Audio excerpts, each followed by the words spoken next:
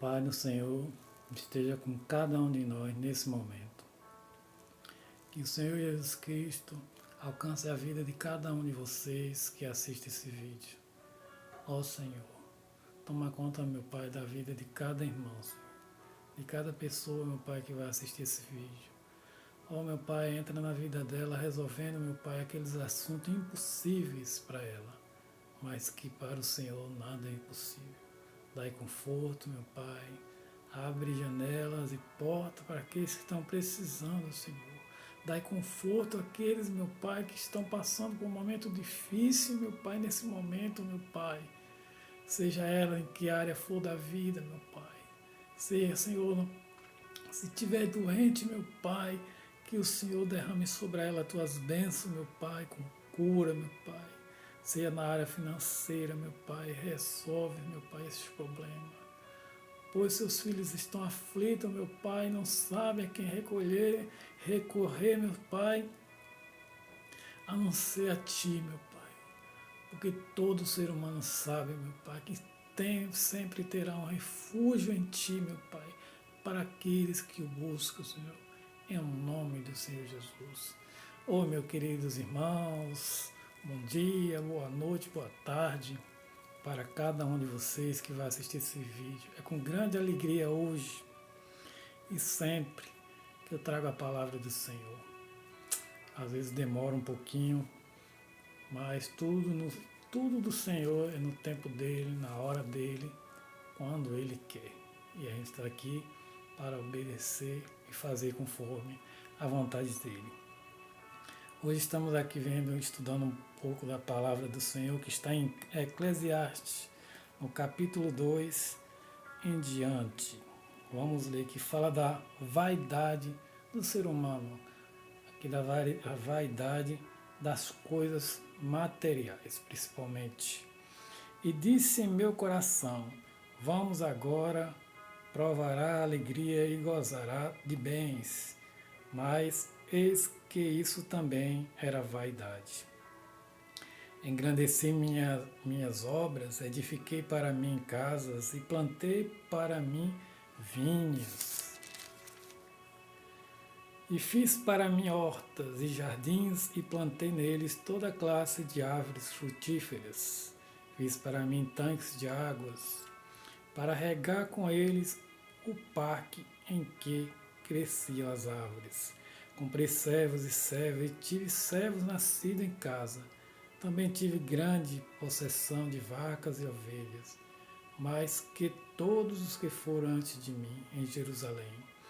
Acumulei também para mim prata e ouro e tesouros estimados de reis e províncias. Contratei cantores e cantoras e me alegrei dos deleites dos filhos dos homens. Um harém de concubinas. E fui engrandecido e exaltado mais do que todos os que foram antes de mim em Jerusalém. Além disso, conservei comigo minha sabedoria. Não neguei a meus olhos coisa alguma que desejaram, nem apartei o meu coração de prazer algum, porque meu coração gozou do fruto de todo o meu trabalho. E esta foi a recompensa de toda a minha lida. Olhei eu para todas as obras que minhas mãos fizeram, e o trabalho que tomei para fazê-las, e eis que tudo era vaidade. Irmãos, aqui é o rei Salomão falando, né? O rei Salomão foi um dos reis mais ricos que existia na face da terra, não só de bens materiais, mas de sabedoria que Deus deu a ele. Quando ele recebeu o reino do seu pai, né? O rei Davi entregou a ele. O rei Davi morreu, né? Estava velho e ele o sucedeu. Então o rei Davi entregou um reino a ele em paz, próspero, completo. Ele não teve trabalho nenhum. Enquanto o pai foi um homem de guerra que lutou muito durante suas vidas para unificar Israel e para ter paz com seus vizinhos, Salomão recebeu tudo isso de graça. Mas Salomão, na sua juventude, era humilde e temente a Deus. Então, quando ele se tornou rei, ele não se sentia à altura, capacitado para governar um povo tão grande. Então, ele buscou o Senhor, e o Senhor o veio em sonho. E Deus disse a ele: pede-me o que quiser, e eu serei assim como fui com teu pai, serei contigo. Pode pedir riquezas, poder ou a destruição dos seus inimigos. E Salomão, naquele tempo, que era jovem e humilde e temente ao Senhor, pediu sabedoria. Ele pediu: Senhor, dai-me sabedoria para governar o teu povo, Senhor, porque eu sou fraco e me sinto incapaz, assim que ele pensou. Então Deus se alegrou muito e gostou muito da resposta dele. E o Senhor disse a ele: por que não pediste riquezas, nem poder, nem a destruição dos seus inimigos? Darei o que me pediu. E darei mais ainda, e acrescentarei riquezas, poder e paz enquanto você reinar. Então Salomão, pela escolha que ele fez certo, ele teve tudo aquilo que ele pediu a Deus e mais. Deus o acrescentou, porque Deus se agradou da resposta dele, do que ele pediu. Pela humildade, pelo reconhecimento da incapacidade dele naquele momento de governar um reino tão grande. E sucedeu um homem tão amado pelo povo como era Davi pelo seu povo. Ele se sentia incapaz, fraco. Mas Deus o engrandeceu. E no reinado de Davi, Davi havia prometido a Deus a construção de um templo, onde pudesse guardar a arca. Porque Davi não achava adequado a arca ficar em tendas.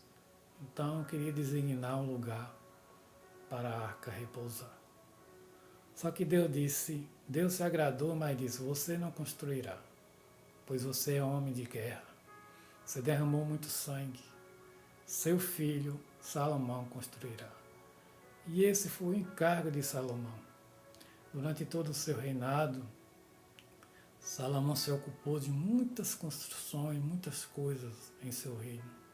Então ele tinha um objetivo no seu reino: construir o templo para Deus, apesar de Deus não habitar em templo, mas para guardar a arca. E Salomão, durante todo o seu reinado, se ocupou disso e de várias outras construções. Ele organizou seu reino e foi justo como governante e sábio. Tem várias passagens provando a sabedoria a qual Deus tinha dado a ele. Só que Deus tinha avisado aos filhos de Israel que nunca se misturasse com mulheres estrangeiras, porque elas perverteriam o coração deles e fariam com que eles abandonassem Deus e fossem adorar os deuses delas. E isso aconteceu com Salomão. Ao longo do final do seu reinado, ele já velho, e por toda a sua vaidade, teve 700 esposas e 300 concubinas, muitas mulheres. Ele, como diz aqui na palavra, ele não negou nada ao coração dele. Dos prazeres da terra, de tudo que seus olhos viam e desejavam, ele saciava. E isso foi contaminando ele. Isso foi afastando ele de Deus. Ele já não buscava e nem tinha temor, como tinha na sua juventude. E a vaidade do homem, quando não tem nada, quando não é ninguém, e Deus o engrandece, ele corre um risco muito grande de pensar que é alguma coisa, não sendo nada. Não somos nada se Deus não estiver na nossa vida, se Deus não estiver com a gente. Por mais dinheiro que uma pessoa tenha, poder, status, se ele não tiver Deus na vida dele, ele não tem nada. Porque ele veio ao mundo, viemos a esse mundo nus, sem nada, pelados. E retornaremos sem nada, não levaremos nada. Só que eu acho que Salomão se esqueceu disso. Ele achava que a sabedoria dele podia, e os bens materiais, podiam substituir o Senhor na vida dele. E isso tornou um grande fardo da vida dele. Então Salomão se desviou de Deus e começou a procurar coisas e permitir que as mulheres estrangeiras adorassem os deuses dela na terra dele. E construiu estátuas e ele passou a frequentar os cultos, os eventos das esposas em adoração a deuses pagãos, que Deus já havia condenado. E aquilo que Deus disse ao povo de Israel no passado, que não se juntasse com mulheres estrangeiras, que elas converteriam seu coração, corromperiam o coração deles, aconteceu com Salomão. Salomão permitiu e já não buscava Deus. E por isso que Deus tirou o reino dele, dividiu Israel. Mas disse a ele, seu reino será dividido. 10 tribos darei a teu servo Jeroboão. E 2 tribos ficará com teu filho. Mas isso não acontecerá no seu reinado. Isso acontecerá no reinado de seu filho. E foi o que aconteceu. Quando Salomão morreu, que o filho sucedeu, Israel foi dividido. 10 tribos para o servo de Salomão, Jeroboão, e 2 tribos para o seu filho Roboão, por amor a Davi. Por amor a Davi, para que a linhagem de Davi permanecesse, ele permitiu que o filho de Salomão continuasse governando 2 tribos. E o que é que a gente aprende com isso, meus irmãos? Com a história de Salomão, que é muito mais, aqui é só um pequeno trecho. A gente aprende que a vaidade da vida e a vaidade do ser humano, se a gente não vigiar, acaba nos destruindo. A gente tem que entender uma coisa, que a gente não é nada. A gente não é ninguém sem o Senhor na nossa vida. A vaidade, a avareza, o orgulho, destrói o ser humano. Leva o ser humano para um caminho sem volta e afasta ele de Deus. Se isso aconteceu com um homem como Salomão, que era o homem mais sábio que já pisou nessa terra,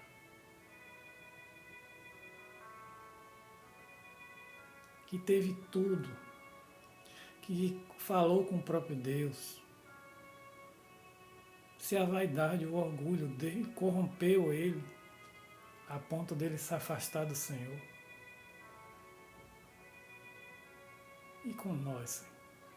E nós seria diferente?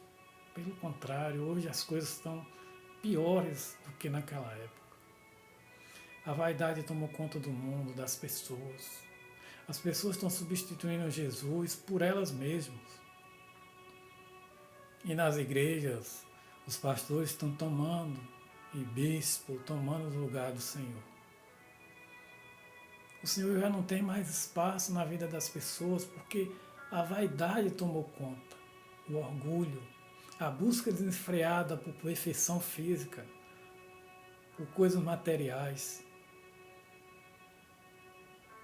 está afastando cada vez mais o Senhor das pessoas.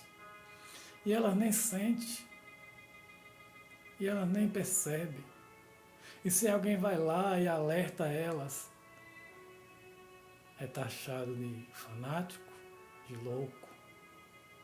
O mundo virou de ponta cabeça, meus irmãos. Já não faz mais sentido essa vida em que estamos vivendo nesse momento atual.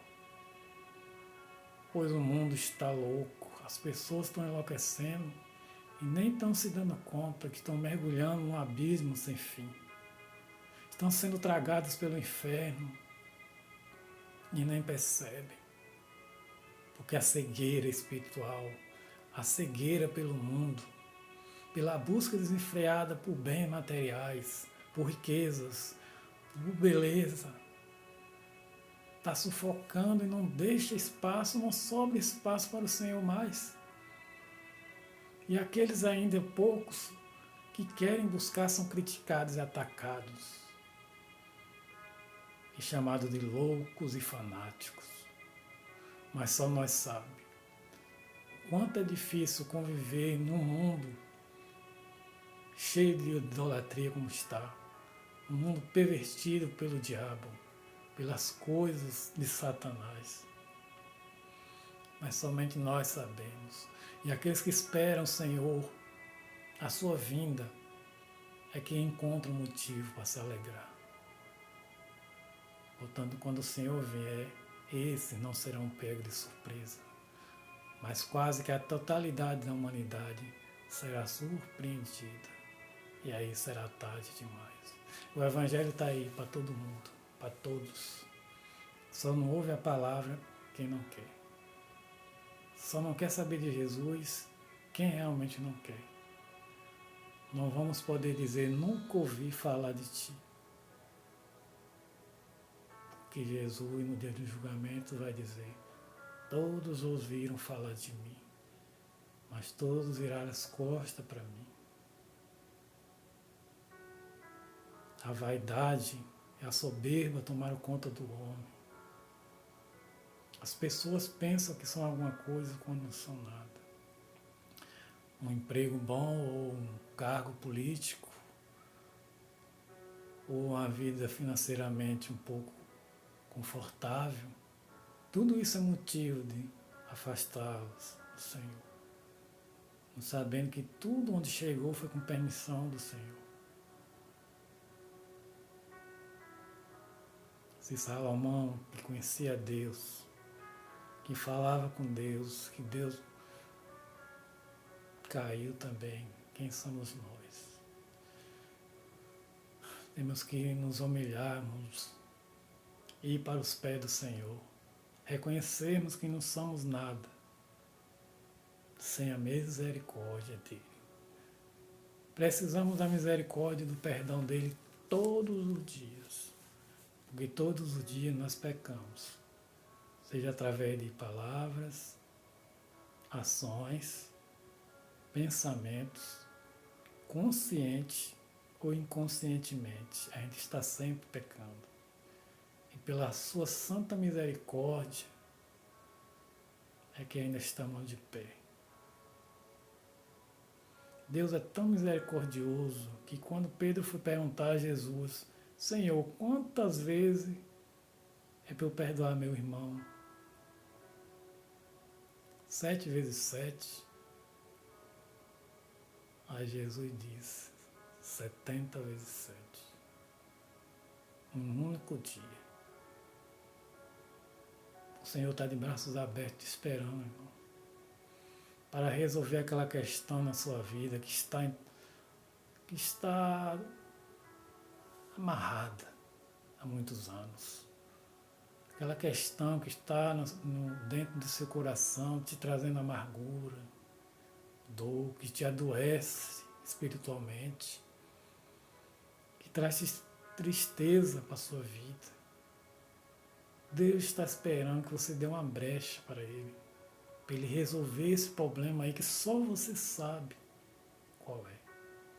Seja na área sentimental, uma decepção, seja na área financeira, seja a intriga entre irmãos, entre pais e filho, entre mãe e filho, entre amigos.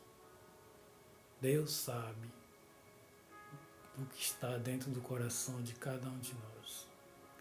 Ele está esperando apenas uma oportunidade, que você o chame. Que você diga, Senhor, vem para a minha vida, me ajuda a resolver esse problema, Senhor, que sozinho eu não consigo. O Senhor não é invasivo, pessoal. O Senhor precisa que você o chame. O Senhor não é ladrão que entra pela janela como Satanás, sem que ser convidado. O Senhor precisa ser convidado para ele entrar e cear e sentar na mesa com você e cear.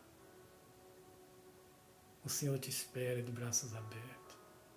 As pessoas, que eu não quero ser crente, que eu não posso fazer isso.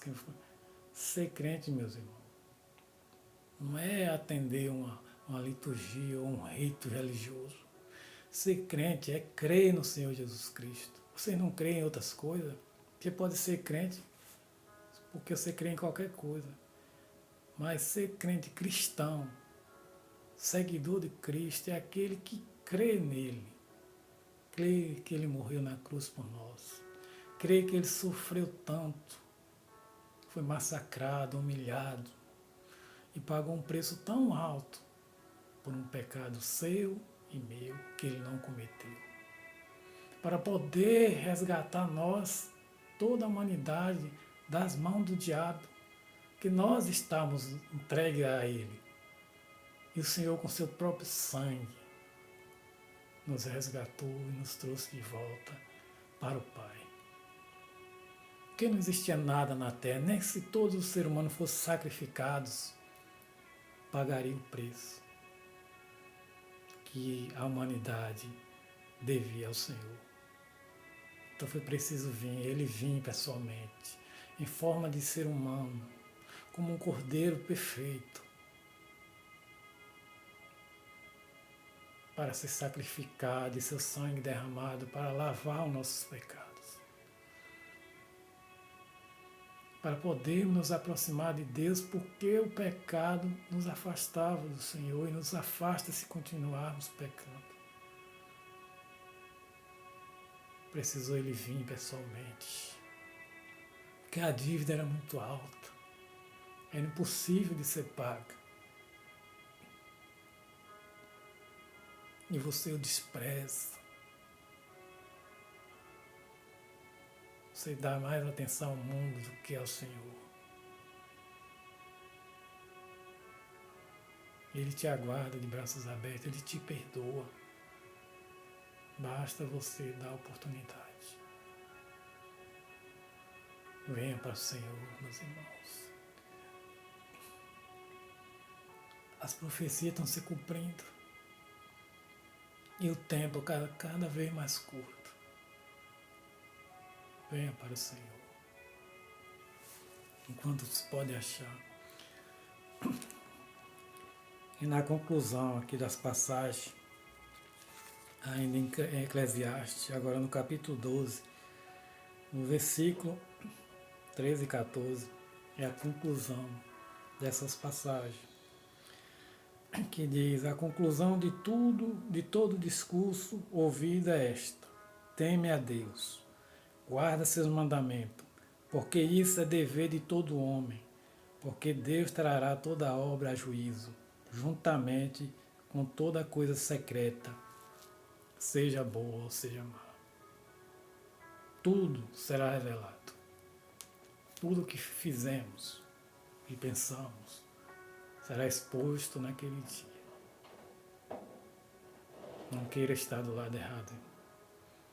Queira estar do lado do Senhor.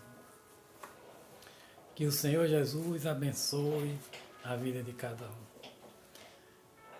É um grande prazer, meus irmãos, falar da palavra. Alimenta a alma, alimenta o espírito.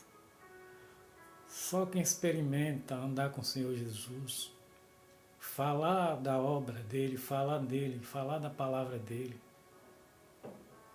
é que sente, é que você precisa fazer, sentir o Espírito Santo em você. É indescritível, não tem coisa melhor, nada substitui. Que Deus abençoe poderosamente a sua vida. E até o próximo vídeo, se o Senhor permitir. Adeus.